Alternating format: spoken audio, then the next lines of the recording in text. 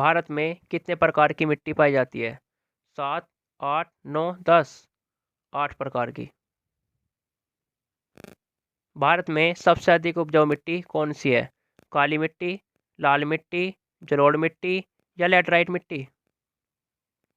जलोढ़ मिट्टी सबसे अधिक उपजाऊ मिट्टी होती है। किस मिट्टी में कृषि के लिए सिंचाई की आवश्यकता नहीं होती?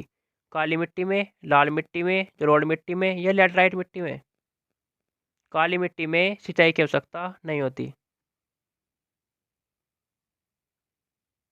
धान की खेती के लिए अच्छी मिट्टी कौन सी है? लाल मिट्टी, काली मिट्टी, जलोढ़ मिट्टी या लैटराइट मिट्टी? जलोढ़ मिट्टी धान की खेती के लिए सबसे उत्तम मिट्टी होती है। किस मिट्टी में खेती करने के लिए जुताई की आवश्यकता नहीं होती? लाल मिट्टी में, काली मिट्टी में, जलोढ़ मिट्टी में या लैटराइट मिट्टी में? काली मिट्टी में जुताई की आवश्यकता नहीं होती।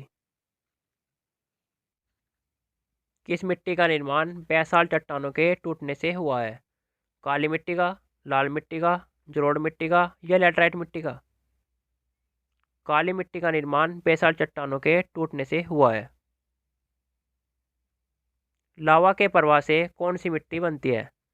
लाल मिट्टी, काली मिट्टी, जलोढ़ मिट्टी या लैटराइट मिट्टी? काली मिट्टी लावा के प्रवाह से बनती है। पुरानी जलोढ़ मिट्टी को अन्य किस नाम से जाना जाता है? काली मिट्टी, खादर मिट्टी, बांगर या लेटराइट? बांगर मिट्टी को पुरानी जलोढ़ मिट्टी के नाम से जाना जाता है। नवीन जलोढ़ मिट्टी को अन्य किस नाम से जाना जाता है?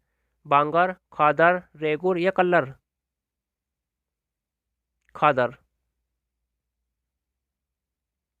कपास की खेती के लिए सबसे उत्तम मिट्टी कौन सी है? लाल मिट्टी, काली मिट्टी, जलोढ़ मिट्टी या लेटराइट मिट्टी? काली मिट्टी कपास की खेती के लिए सबसे उत्तम मिट्टी होती है।